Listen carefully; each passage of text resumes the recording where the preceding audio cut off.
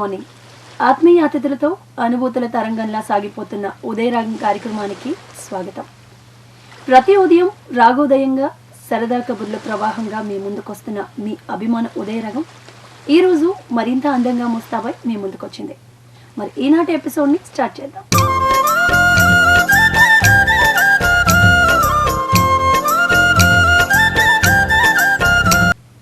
ఈరోజు తిథి నక్షత్ర వార వివరాలను తెలిపే శుభయోగంతో ఈనాటి ఉదయరాగం ప్రోగ్రాంని ఆరంభిద్దాం.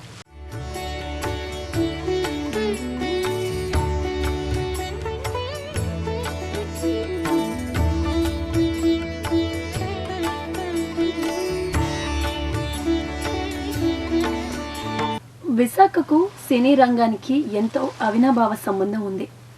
విశాఖ నుంచి ఎంతో మంది చిత్రరంగ ప్రవేశం చేసి విజయ పదంలో పయనిస్తున్నారు. అటువంటి వారిలో వేదుల కామేశ్వరరావు ఒకరు. 19వ ఏటే నాటక రంగంలోకి అడుగుపెట్టి మరో చరిత్ర చిత్రం ద్వారా రంగప్రవేశం చేసిన కామేశ్వరరావు అగ్ర నటులతో కలిసి ఎన్నో చిత్రాల్లో నటించారు. పోర్ట్లో ఉద్యోగం చేస్తూనే కళారంగంపై ఉన్న మక్కువతో సినిమాల్లో నటించారు. కళా తపస్వి కె విశ్వనాథం తీసిన స్వర్ణకమలం చిత్రంలో చేసిన పాత్ర తనకెంతో గుర్తింపు తెచ్చిందన్న వేదుల కామేశ్వరరావు ఈనాటి మన ఉదయరాగానికి ఆత్మీయ అతిథిగా విచ్చేశారు. అండి కామేశ్వరరావు గారు, నమస్కారం. కామేశ్వరరావు గారు, ఒక ప్రభుత్వ ఉద్యోగం మీ కెరియర్ ప్రారంభమైంది 1976 అనుకుంటా. అప్పటి నుంచి ఇప్పటి వరకు మీ జర్నీ ఎలా సాగింది, ఉద్యోగ పరంగా కానీ నటనా పరంగా కానీ? నేను ఉద్యోగం 58లో జాయిన్ అమ్మా. 58 నుండి నటన ఐడియాలో లేను. కొద్దిగా నాటికలు మా డిపార్ట్మెంటు సంస్థ ద్వారా వేసేవాళ్ళం. కానీ సినిమా ఆసక్తి ఎప్పుడు తెలియదు, రాలేదు. కానీ 1978లో అనుకుంటాను మరో చరిత్ర సినిమా విశాఖపట్నం బాలచంద్ర గారు తీయడం మొదలెట్టినప్పుడు నన్ను చూసి ఒక క్యారెక్టర్కి అడగడం జరిగింది. ఆ విధంగా అందులో పోలీస్ ఇన్స్పెక్టర్గా హీరోయిన్ కాంబినేషన్లో ఒక పోర్షన్ చేయడం జరిగింది. ఆ విధంగా ఇప్పుడు సినీ రంగ ప్రవేశం జరిగింది. సో మీరు ఉద్యోగం చేస్తూనే నటన కూడా చేసేవారు? ఉద్యోగం చేస్తూ దానికి నా అధికారులు అనుమతితో, మిత్రుల ప్రోత్సాహంతో, మా డిపార్ట్మెంట్ తాలూకా పర్మిషన్తో సినిమా చేసేవాడిని. మరి తర్వాత ఎప్పుడు ఉద్యోగ బాధ్యతల నుంచి ఎప్పుడు తప్పుకున్నారు? తప్పుకున్న తర్వాత నటన వైపు వెళ్ళారా? మళ్ళీ నటనకు సంబంధించి నటన అనేది నేను ఎప్పుడూ మానేయలేదు. దాని గురించి ఒక విధంగా చెప్పాలంటే నేను ఎక్కువగా ప్రయత్నం కూడా చేయలేదు. అంచేత నా లోపమే అది. కానీ నన్ను ఎవరు ఎప్పుడు అడిగినా నేను వెంటనే అటెండ్ అయ్యేవాడిని. వారు చెప్పింది నేను ఆ పోర్షన్ చేసేవాడిని. నేను ఎక్కువగా ప్రయత్నం చేసి అందరి చుట్టూ వెళ్ళి అడగలేకపోవడం నా బలహీనత ఉంది. దానివల్ల నేను ఎక్కువ చేయలేదు. నేను 86లో ఉద్యోగాన్ని విరమణ చేశాను వాలంటరీగా, నాకున్న కుటుంబ పరిస్థితుల దృష్ట్యా. 86 తర్వాత కూడా ఇంతవరకు 86 ముందు చేసినవే కొద్దిగా ఉన్నాయి, తర్వాత చాలా తక్కువ చేశారు. ఎందుకంటే ఉద్యోగంలో ఉన్నప్పుడే అడపదడప చేసేవాడిని. మొత్తం మీద నాకు తెలిసి ఒక ఇంతవరకు 45 అలాగా చేసుంటాను అంతే. సో మరి ఇటు ఉద్యోగం చేస్తూ ఇటు నటన రెండింటిని బ్యాలెన్స్ చేసుకోవడం అనేది అప్పట్లో ఎట్లా సాధ్యమైంది మీకు? అప్పట్లో చెప్పారు కదా, అధికారుల ప్రోత్సాహం వల్ల గబుక్కుని ఎప్పుడు పరీక్షగా ఎవరు పిలిచినప్పటికీ వెంటనే నాకు సెలవు మంజూరు చేయడం. నేను ఏమైనా షార్ట్ కమింగ్స్ గ్యాప్ ఏమైనా ఉన్నా కూడా నేను ఆ ఉన్న టైంలోని ఆ భర్తీ చేసుకుని ఉండడం వల్ల, వాళ్ళ ప్రేమాభిమానాల వల్ల, ప్రజల ఇది వల్ల చేసుకుంటూ ఉండడం. మరి మీకు మీరుగా అవకాశాలను అడగలేదు, మిమ్మల్ని వెతుక్కుంటూ వచ్చిన ప్రతి అవకాశానికి మీరు యాక్ట్ చేశారు. మరి ప్రయత్న లోపం అనేది ఉండకూడదు అంటారు. మరి మీరు ఎందుకు ఆ దిశగా ప్రయత్నాలు చేయలేకపోయారు? చాలా మంచి ప్రశ్న అడిగారు. నన్ను ఈ విధంగా ఒక ప్రముఖ దర్శకులు వాళ్ళు కూడా చెప్పారు, మీరు నటిస్తున్నప్పుడు నలుగురిని వెళ్ళి కలుసుకుంటూ ఉండాలి, అడుగుతూ ఉండాలి అని. కానీ నిజానికి నేను అభద్రతాభావం వల్ల, ఒక విధమైన సంకోచం వల్ల, భయం వల్ల నేను పూర్తిగా సాహసించలేకపోయేవాడిని. నా ఉద్దేశంలో ఈ సినిమా నటన ప్రయత్నం చేయడానికి కూడా ధైర్యం బాగా ఉండాలి. నేను ఇంకోలా అనుకునేవాడిని, దీనికి పొత్తిగా ఏమీ లేని వాళ్ళకి, బాగా ఉన్న వాళ్ళకి పర్వాలేదేమో కానీ కాస్త మాకు ఆల్రెడీ కాస్త ఉద్యోగంలో స్థిరం ఉండి పర్మనెంట్గా ఉంటూ గబుక్కుని ఇది వదిలేసి పరుగులు పెడితే అక్కడ నిలబడలేకపోతే కుటుంబ పరిస్థితి ఏమవుతుంది అన్న భయం, ఆందోళన, వీటి వల్ల కూడా ఎక్కువగా ప్రయత్నం చేయడానికి కూడా సందేహం ఉండేమో అనిపిస్తుంది. దానివల్ల నేను వెనకబడి ఉంటాను. ఓకే, మరి ఇట్లాగా ప్రయత్నలోపం, నేను ప్రయత్నం చేయలేకపోయాను, ప్రయత్నం చేస్తుంటే మంచి నటుడిగా నిరూపించుకునే అవకాశం వచ్చి ఉండేదని బాధపడిన సందర్భాలు ఏమైనా ఉన్నాయండి? నేను ఎప్పుడూ దేనికి ఎలాంటి విషయాలు బాధపడను, కానీ నా మిత్రులు మాత్రం అంటూ ఉంటారు, మీరు చేసుంటే అయ్యేవరకు ఏమో నాకంత నేను అవుతానో లేదని చెప్పలేను, కానీ కాస్త నిలబడేవాళ్ళేమో అనిపిస్తుంది. కొంచెం సపోర్ట్ ఉండుంటే ఇంకో మంచి నటుడు. ఆహ్లాదంగా సాగిపోతున్న ఉదయరాగం కార్యక్రమంలో ఇప్పుడు ఒక చిన్న విరామం తీసుకుందాం. ఉదయరాగం కార్యక్రమానికి తిరిగి స్వాగతం.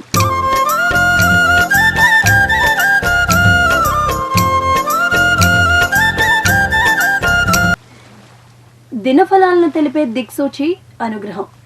నేటి రాశి ఫలాలను మనకు అందించేందుకు శ్రీ శ్రీ శ్రీ లలితా త్రిపుర సుందరి పీఠం పీఠాధిపతి శ్రీ తటవర్తి అప్పలరాజు శర్మ గారిని ఆహ్వానిద్దాం. అనుగ్రహ ఫలాల్ని తెలుసుకుందాం.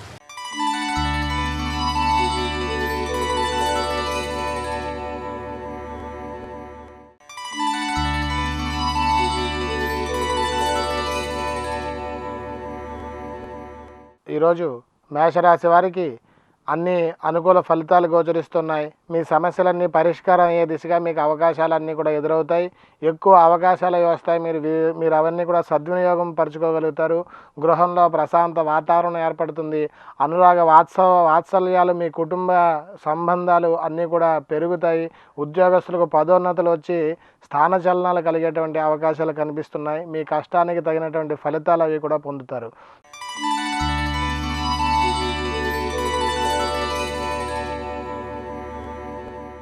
వృషభ రాశి వారు ఈరోజు చేసేటువంటి వ్యాపార వ్యవహారాలన్నీ కూడా లాభసాటిగా సాగుతాయి. ఈరోజు వృషభ రాశి వారు చేసేటువంటి వ్యాపార వ్యవహారాలన్నీ కూడా లాభసాటిగా జరుగుతాయి. వృత్తి ఉద్యోగాల్లో ఏకాగ్రత వహించండి, మీరు మంచి ఫలితాలు సాధించగలుగుతారు. ఇతరులు చేసినటువంటి పనులకి తప్పులకు సైతం మీరు బాధ్యత వహించవలసినటువంటి పరిస్థితులు ఏర్పడతాయి. ఏజెంట్లకు, బ్రోకర్లకు శ్రమ పడవలసినటువంటి పరిస్థితులు ఎక్కువగా కనిపిస్తున్నాయి. మీరు ఎంత శ్రమ పడినప్పటికీ కూడా ఈరోజు ఫలితం శూన్యంగా ఉంది. ఉపాధ్యాయులకు మార్పులు అనుకూలిస్తాయి.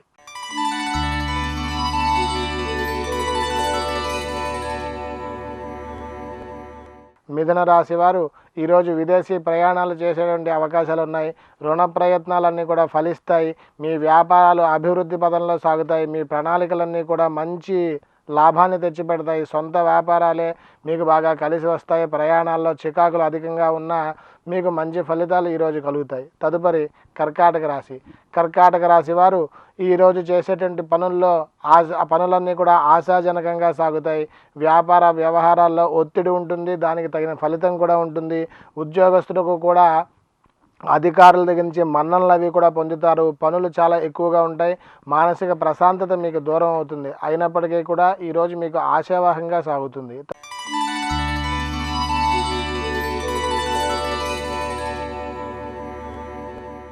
సింహరాశి వారు ఈరోజు చేసేటువంటి కార్యాలన్నీ కూడా శుభ ఫలితాలను ఇస్తాయి. మీకు శుభకార్యాలు అవి కూడా కలిసి వస్తాయి. స్థిరాస్తులు కొనుగోలు దిశగా మీ ఆలోచనలు ఉంటాయి. మీ యొక్క ఆర్థిక స్థితిని అభివృద్ధి పరుచుకుంటారు. విద్యార్థులు మంచి ఫలితాలను సాధిస్తారు. నగదు పత్రాల విషయాల్లో జాగ్రత్తగా మీరు మలగడం చాలా మంచిది. మీరు చేసేటువంటి ప్రయాణాల్లో ఆ ఆర్థిక స్థితిగతులను జాగ్రత్తగా అంచనా వేసుకుని మీరు పనులు చేస్తుండండి. ప్రముఖులతో పరిచయాలు అవి కూడా ఏర్పడతాయి.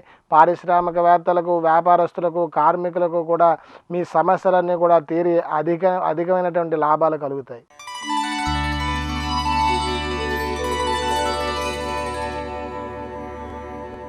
కన్యా రాశి వారు ఈరోజు చేసేటువంటి వ్యవహారాలు కలిసి రాక కొంచెం ఇబ్బందులు పడతారు.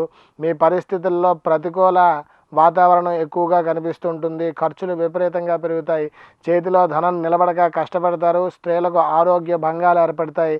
చికాకులు అధికంగా ఉంటాయి. ఉమ్మడి ప్రయత్నాలు కొంత ఊపిరి పీల్చుకునేటువంటి అవకాశాలను మీకు కలిగిస్తాయి. ఉమ్మడి ప్రయత్నాలు మీకు ఈరోజు మంచి ఫలితాలను ఇస్తాయి. హడావుడిగా మీరు చేసేటువంటి నిర్ణయాలు ఇబ్బందులకు దారితీస్తాయి. వ్యాపార అభివృద్ధికి మీరు వేసేటువంటి పథకాలు ఆలోచించి వేయడం చాలా మంచిది.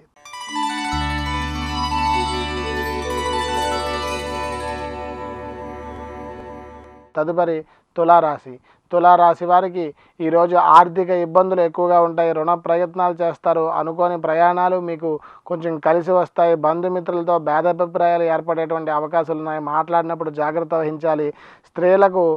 స్త్రీల ప్రతిభకు తగినటువంటి గుర్తింపు లభిస్తుంది. ఉద్యోగస్తులకు సాదర వీడ్కోళ్ళు అవి కూడా లభిస్తాయి. విద్యార్థులకు శ్రమకు తగిన ఫలితాలు కలుగుతాయి. ఈరోజు మీరు జాగ్రత్తగా మెలగాల్సినటువంటి పరిస్థితులు, మీరు తీసుకునేటువంటి నిర్ణయాల్లో చాలా జాగ్రత్త పాటించడం చాలా మంచిది.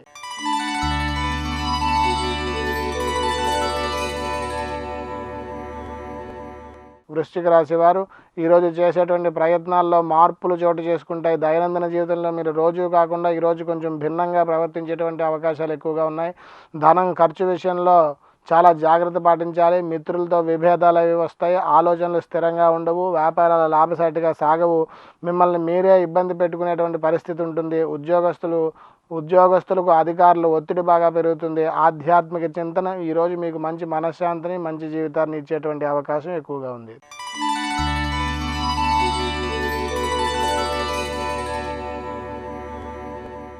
ధనస్సు రాశి వారు ఈరోజు నూతన ప్రయత్నాలు చేస్తారు. నూతన పరిచయాలు అవి కూడా జరుగుతాయి. ఆ పరిచయాలు మీకు అభివృద్ధికి దారితీస్తాయి. దేవాలయ సందర్శన భాగ్యం అనేది ఒకటి మీకు కలుగుతుంది.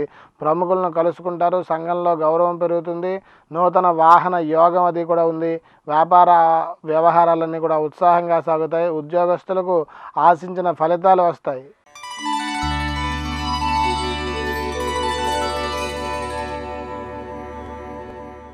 ఈరోజు చేసేటువంటి వ్యవహారాలన్నీ కూడా అనుకూల ఫలితాలను ఇస్తాయి. స్త్రీలకు వస్తులాభం, వస్త్రలాభం, ధనలాభం, వాహన యోగం వంటి కార్యాలన్నీ కూడా మీరు మనసు పెట్టి చేసినట్టయితే నెరవేరుతాయి. ఉద్యోగస్తులకు నగదు బహుమతులు అవి కూడా వస్తాయి. మంచి మంచి శుభకార్యాలు అవి కూడా చేసేటువంటి పరిస్థితి ఉంది.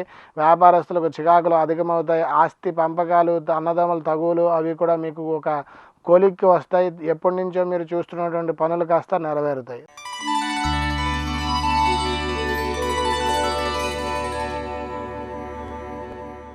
కుంభరాశి వారికి ఈరోజు విలువైనటువంటి వస్తువులు సేకరించే పరిస్థితి ఉంది. వస్త్ర లాభాలు అవి కూడా కలుగుతాయి. వాహన కొనుగోళ్ళు అవి జరుగుతాయి. ఆస్తి వ్యవహారాలను కూడా కొలిక్కి వస్తాయి. ఉద్యోగస్తులకు అధికారులతో మంచి సంబంధాలు అవి కూడా నెలకొని మీరు అనుకున్న పనులన్నీ కూడా పూర్తి చేయగలుగుతారు. నిరుద్యోగస్తులకు తాత్కాలిక ఉద్యోగాలు లభించేటువంటి అవకాశం ఉంది. అన్ని వేళ జాగ్రత్తగా మీరు మసలి మంచి నిర్ణయాలు తీసుకుంటే మీ జీవితం మంచి దిశగా ఉంటుంది.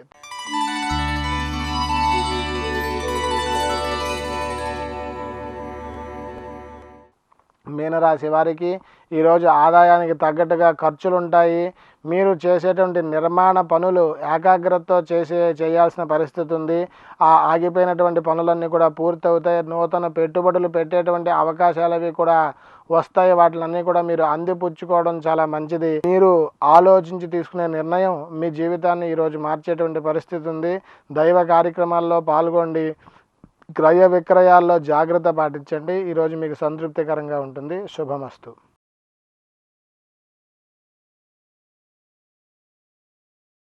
మరి అప్పటికి ఇప్పటికి అంటే మీరు అన్నారు మరో చరిత్ర టైంలో అప్పటి టెక్నికల్ వాల్యూస్ ఎట్లా ఉన్నాయో మాకు తెలియదు. సో అప్పటికి ఇప్పటికి కంపేర్ చేసుకుంటే పెను మార్పులు వచ్చాయని మీకు ఏమైనా అనిపిస్తుంది? ఎట్లాంటి మార్పులు మీరు గమనించారు?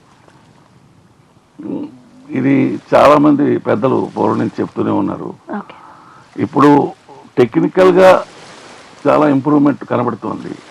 కానీ మామూలుగా కథారూపంగా లేకపోతే మన సినిమా విలువలు విషయంలోని కాస్త తేడా వస్తూనే ఉన్నాయి. మనం చాలా అడ్వాన్స్ అవుతున్నాం టెక్నికల్గా.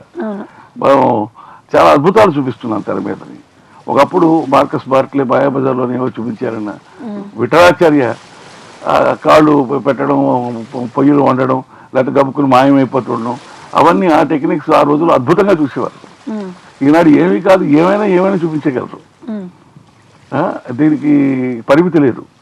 కానీ ఇంత టెక్నికల్గా డెవలప్ అయినప్పటికీ నా ఉద్దేశంలో మనం ప్రతి సినిమాలో కూడా 4 ఫైట్లు, 4 డాన్సులు ఏదో అట్రాక్షన్ పాటలు. కమర్షియల్ గా పెట్టేస్తున్నారు తప్ప ఇది నేను కదా చాలా మంది అంటున్నారు. కొంచెం మనం భావితరానికి కానీ ఉన్న వాళ్ళకి కానీ మన విలువల్ని, కుటుంబ విలువల్ని, సామాజిక విలువల్ని చూపించే సినిమాలు తక్కువ అవుతున్నాయి. ఇప్పుడు సినిమాలో మీరు క్యారెక్టర్లో కూడా చూడండి, పెద్దవాళ్ళు ఉండే క్యారెక్టర్ తక్కువ ఉంటుంది. అందరూ కుర్రవాళ్ళు కొట్టుకోవడం అలసట, లేకపోతే ఎవరో క్యారెక్టర్ వాళ్ళు కొడితేనే నవ్వు వస్తుంది. కొట్టి నవ్వు తెప్పించవలసిన అవసరం నాకు కనపడలేదు. ఎందుకు ఒక ఆడదాన్ని, ఒక ఆడావిడిని పట్టుకుని హీరో కొడితే నవ్వు ఎందుకు? లేకపోతే ఇంకొక కమెడియన్ని మాట్లాడితే హీరో కొడుతూనే ఉంటాడు. అది సంభవం ఎబ్బెట్టుగా అనిపిస్తుంది నాకు. మరి ఇలాంటివి కాకుండా మానవతా విలువలు చూపిస్తూ కుర్రాళ్ళకి కూడా సందేశం. ఒక కుటుంబ వ్యవస్థ లేదు ఏ సినిమాలోని. ఇప్పుడు పూర్వం సినిమా చూసుకోండి, అన్నింటిలో నేను పెద్దవాళ్ళు, చిన్నవాళ్ళు, ముసలివాళ్ళు అందరూ ఉంటారు. ఒక కుటుంబ గ్రామీణ వాతావరణం కనబడుతుంది అన్నమాట. దానివల్ల ఏమిటి, మామూలుగానే మన వాళ్ళందరూ దూరం అయిపోతున్నారు ఈ కంప్యూటర్ యుగం వల్ల. దాని అభిమానాలు, ఆదర్శాలు ఆ తర్వాత అన్నీ కూడా విభేదిస్తున్నాయి. మరి వీటికి కొంచెం ప్రోద్బలంగా ఉండాలంటే కొద్దిగా వేరే విధంగా ఉంటే బాగుంటుందని. కానీ అవి కమర్షియల్గా వాళ్ళకి టచ్ అయినప్పుడు ఇది వ్యాపారం, వాళ్ళు తీయలేకపోవచ్చు. అంటే కుటుంబ కథా చిత్రాలు రావాలి, ఈ తరం వాళ్ళకి కూడా ఆత్మీయ అనుబంధాల గురించి తెలియాలి అంటారు. నేనే కాదు చాలా మంది అదే మాట అంటున్నారు. ఓకే, మరి ఒక సినిమా రంగం వైపు మీరు వెళ్ళారు అప్పట్లోనే. మీకు ఎవరైనా అంటే ఈ రంగం వైపు వెళ్ళు బాగుంటుంది అని ప్రోత్సహించిన వాళ్ళు కానీ, లేదు మంచి మంచి పదవిలో ఉన్నావు, మంచి పొజిషన్లో ఉన్నావు, అటువైపు వెళ్ళొద్దు అని కానీ ప్రోత్సహించిన వాళ్ళు కానీ, నిరాశపరిచిన వాళ్ళు కానీ ఎవరైనా ఉన్నారా? ఎవరు నిరాశపరచలేదు. ప్రోత్సాహానికంటే మాత్రం నేను వర్క్ చేసినటువంటి ఆర్టిస్టులు అయితే, దర్శకులు అయితే అందరూ చాలా బాగానే నన్ను ప్రోత్సహించారు.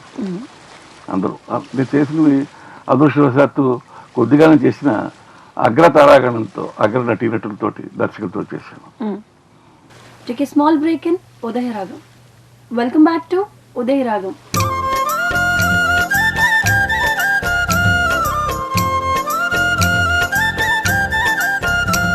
మన జీవితాల్లో ప్రకృతి మమేకమైపోయింది.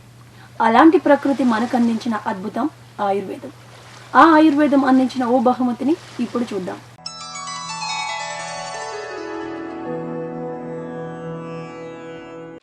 నిద్ర సరిగ్గా పట్టడానికి నిద్రా తైలం. ఇనుప పాత్రలో నువ్వుల నూనె పోసి బాగా మరిగించాలి. అందులో తగినంత హారతి కర్పూరం వేసి కరిగిన తర్వాత పొయ్యి మీద నుంచి దింపాలి.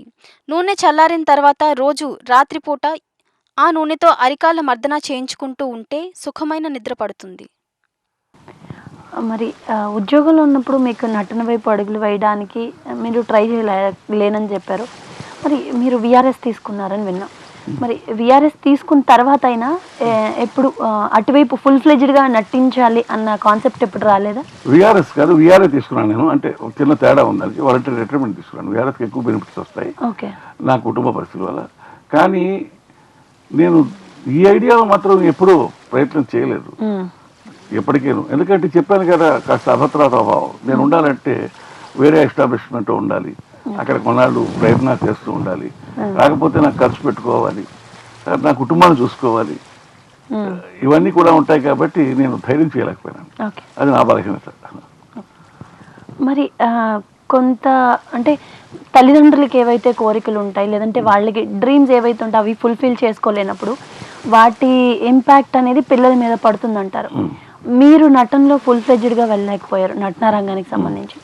మీ పిల్లల మీద ఎప్పుడైనా అట్లాంటి భావాలు కనిపించాయండి? వాళ్ళలో ఎప్పుడైనా సినిమా రంగానికి వెళ్తాం, లేదంటే అట్లా వెళ్తామని మీ పిల్లల జనరేషన్లో ఎవరైనా అనుకున్నారా?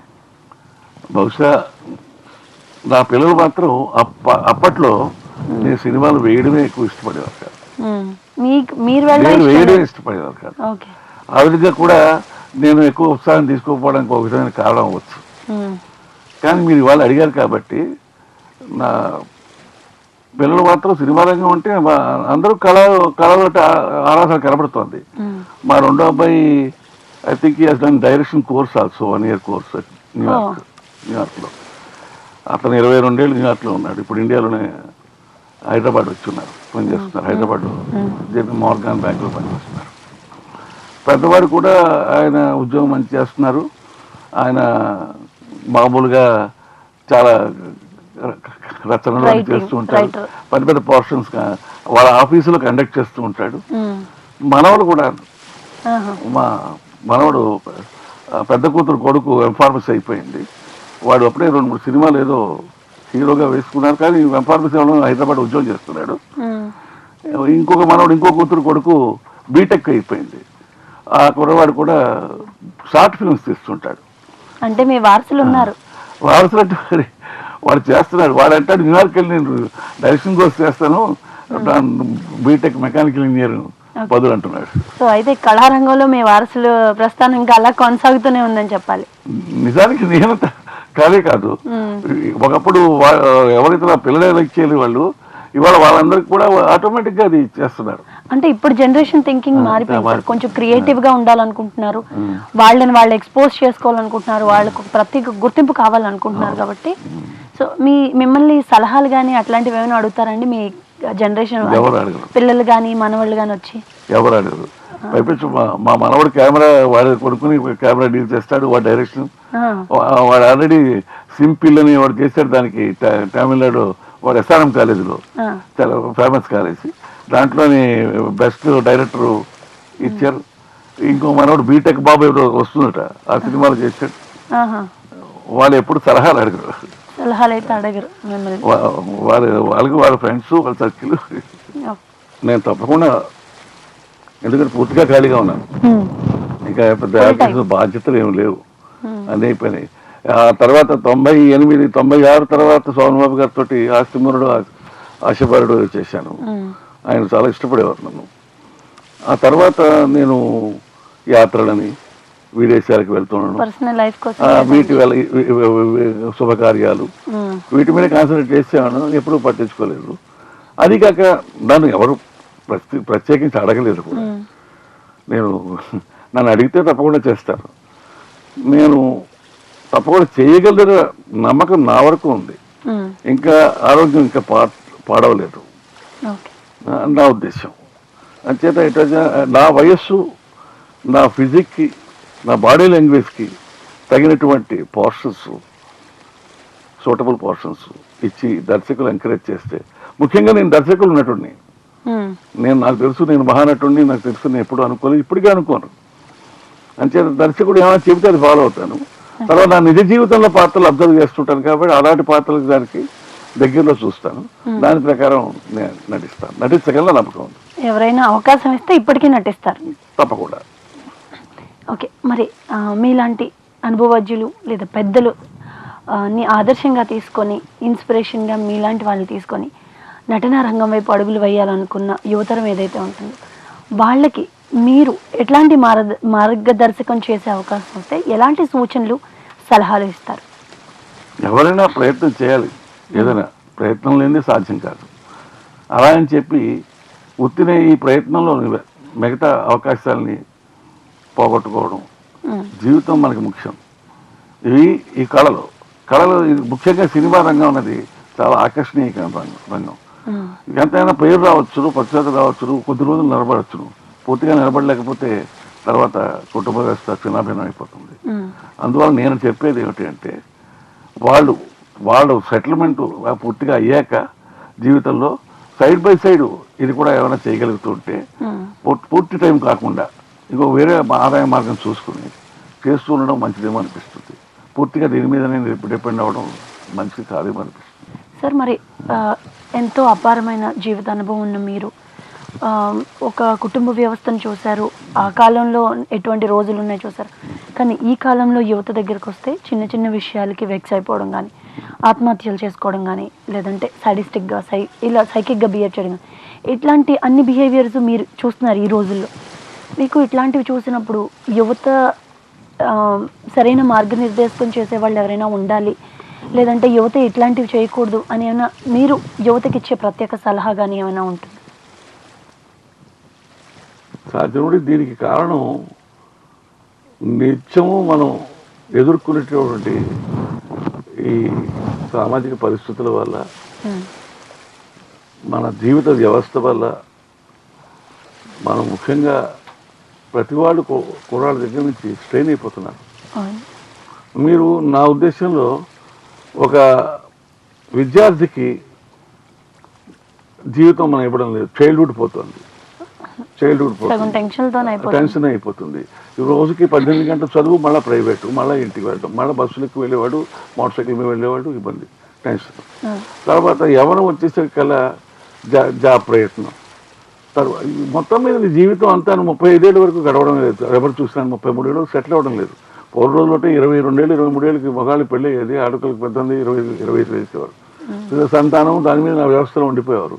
ఇప్పుడు కుటుంబ వ్యవస్థ లేదు.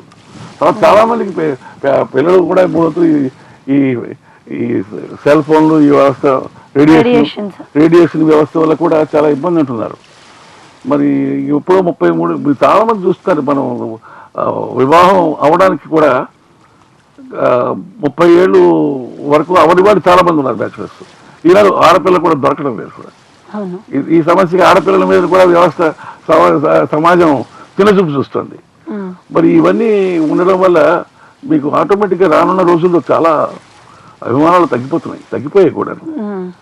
మరి మెకానికల్ వ్యవస్థ మరి తప్పాలంటే కొన్ని కుటుంబ విలువలు తెలియాలి, అవి తల్లిదండ్రుల నుంచి రావాలి మనకి, అలాంటి అలవాట్లు అనేవి. అందుకే ఇప్పుడు మన ప్రభుత్వాల వారు కూడా యోగా అని, మెడిటేషన్ అని, ఇవి వీటి వల్ల మనశ్శాంతి వస్తుందని ఇవి చెబుతూనే ఉన్నారు. పొల్యూషన్ ఫ్రీ ఉండాలని, స్వచ్ఛ భారత్లని, ఇవన్నీ ఉన్నాయి కదా. పొల్యూషన్ వల్ల కూడా మైండ్ పాడవుతుంది, రేడియేషనే కాదు.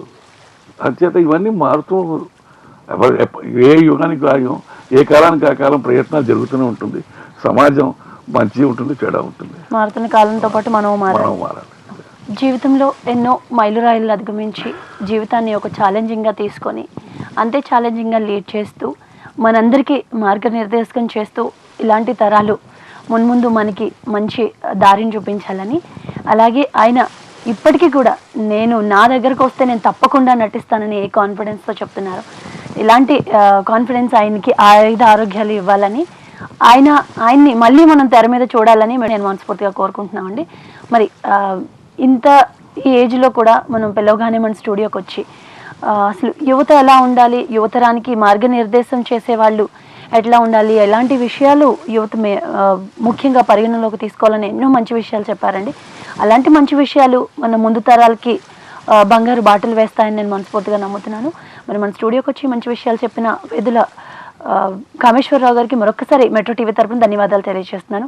సార్, మా స్టూడియోకి వచ్చి ఇంత మంచి విషయాలు మాతో చెప్పారు, మీ జీవిత అనుభవాలు మాతో షేర్ చేసుకున్నందుకు మీకు మెట్రో టీవీ తరపున మరొకసారి ధన్యవాదాలు తెలియజేసుకుంటాను. Thanks for coming here. Thanks అమ్మా. మంచి మాటలను అందిస్తున్న ఆనిముత్యాల్ని ఇప్పుడు చూద్దాం.